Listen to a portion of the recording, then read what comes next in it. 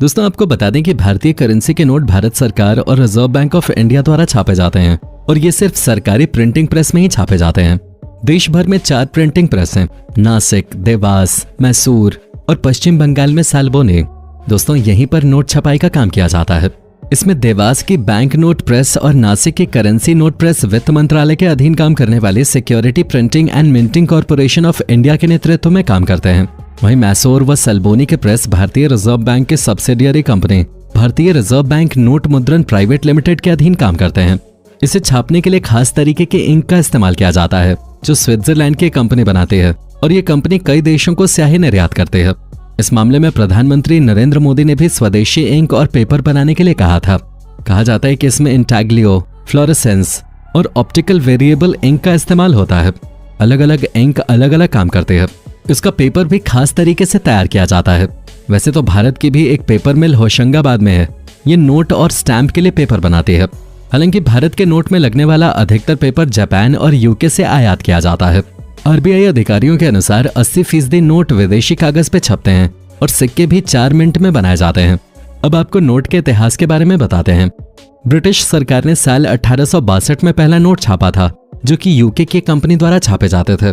करीब 200 साल बाद 1920 में ब्रिटिश सरकार ने नोट को भारत में छापने का फैसला किया और अब भारत में 4 नोट छापने की प्रेस है। अब सवाल आता है कि आखिर कौन सा नोट कितने रुपए में छपता है। आपको बता दें दोस्तों कि 500 के नोट पर 2.65 रुपए खर्च होते हैं। 200 के नोट पे 2.48 रुपए खर्च होते हैं। 100 रुपए के एक नोट को प्रिंट करने का खर्चा 1.51 रुपए है। 50 रुपए के नोट पे 1.22 रुपए खर्च होते हैं। 20 के नोट को छापने का खर्च 10 रुपए के नोट से कम पड़ता है। सरकार को 1 पैसा ही खर्च करना पड़ता है इस पर। वहीं 10 रुपए के नोट को छापने का खर्चा 1.01 रुपए है। दोस्तों अब जो नोट बनाए जा रहे हैं वो पुराने वालों से सस्ते में बन जाते हैं।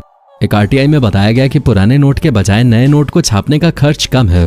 पुराने 500 रुपए के नोट को छापने का खर्चा 3.09 रुपए है। वहीं नए नोट को छापने का खर्चा 44 पैसे कम है। SPMCIL के स्वामित्व वाले 4 टकसालों में सिक्के ढाले जाते हैं। टकसाल मुंबई, हैदराबाद, कोलकाता और नोएडा में स्थित हैं। आरबीआई अधिनियम की धारा 38 के अनुसार केवल रिजर्व बैंक के माध्यम से ही सिक्कों को प्रचलन के लिए जारी किया जा सकता है।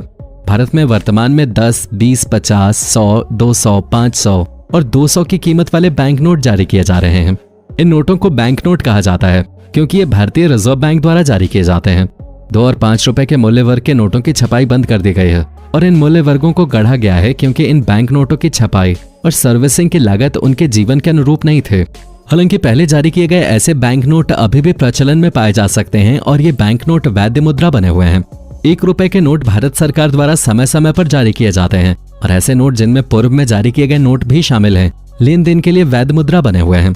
विदेश से औरंगाबाद आए हुए पेपर को कैसे छापा जाता है। सबसे पहले पेपर को मशीन में डाला जाता है। मशीन से निकले नोटों की शीट पर अच्छे और खराब नोटों को अलग अलग कर दिया जाता है। इसके बाद सही नोटों पर नंबर डाला जाता है। नंबर डालने के बाद एक नोट चेक किया जाता है। खराब नोटों का क्या करते हैं, जब नोट खराब हो जाते हैं तो उन्हें बैंक में जमा कर दिया जाता है। बैंक इन नोटों को मुख्य कार्यालय में भिजवा देते हैं। वहां उनकी जांच होती है और उनकी जगह नए नोटों को छाप दिया जाता है। क्या आपने कभी सोचा है पैसे हम तक कैसे पहुंचते हैं? इंडियन रिजर्व बैंक के देश में 18 ऑफिस हैं। अहमदाबाद, बेंगलुरु, भोपाल, बेलापुर, मुंबई, कोलकाता इत्यादि। सबसे पहले नोट्स ऑफिस में पहुंचते हैं और फिर इसके बाद इन्हें अलग अलग बैंक्स में भेज दिया जाता है। एक फैक्ट ये भी है कि किस देश में कितने नोट छपने हैं ये उस देश की सरकार, सेंट्रल बैंक, GDP और विकास दर के हिसाब से तय किया जाता है। हमारे देश में रिजर्व बैंक तय करते हैं कि कब और कितने नोट छापने हैं। एक बार में कितने नोट छापे जाएंगे ये भी आरबीआई के द्वारा तय किया जाता है। नोटों की छपाई मिनिमम रिजर्व सिस्टम के आधार पर तय किए जाते हैं। ये प्रणाली भारत में 1957 से लागू है। इसके अनुसार आरबीआई को ये अधिकार है कि वो आरबीआई फंड में कम से कम 200 करोड़ रुपए मूल्य की संपत्ति अपने पास हर समय रखे।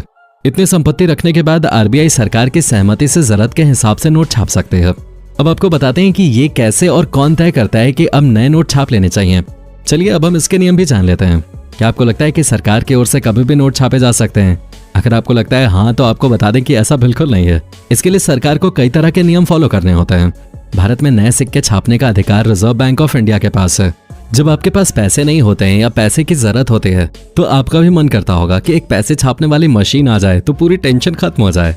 लेकिन ऐसा तो वो लोग भी नहीं कर सकते जिनके पास नोट छापने की मशीन है। यानी खुद रिजर्व बैंक ऑफ इंडिया या भारत सरकार भी ऐसा नहीं कर सकता है। उन्हें भी कई नियमों को ध्यान में रखते हुए नोट की छपाई करनी होती है, जिसके बाद ही बाजार में नोट आ पाते हैं। ऐसे में जानते हैं कि आखिर नोट किस आधार पर छापे जाते हैं और कब ये पता चलता है कि अब नोट छापने की जरूरत है। भारत में नए सिक्के छापने का अधिकार रिजर्व बैंक ऑफ इंडिया के पास है। 1 रुपए के छोड़कर सभी नोट आरबीआई छापता है, जबकि 1 रुपए का नोट भारत सरकार की ओर से छापा जाता है। खास बात यह है कि आरबीआई 10,000 रुपए तक के नोट छाप सकता है और इससे बड़े नोट छापने के लिए सरकार से इजाजत लेनी होती है।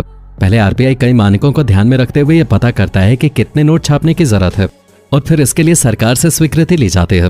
फिर सरकार भी आदेश देने से पहले आरबीआई से इजाजत लेती है और फिर उसके आधार पर अंतिम फैसला लिया जाता है। वैसे आखिरी फैसला सरकार का ही होता है। ऐसा नहीं है कि जब भी देश में गरीबी को मिटाना हो तो नए नोट छाप दो और चाहे जब नए नोट छाप दिए जाएं। भले ही सरकार के पास नोट छापने का अधिकार होता है, लेकिन ऐसा नहीं है कि चाहे जब कितने भी नोट छाप दिए जाएं। ऐसा करने से अर्थव्यवस्था बिगड़ जाएगी।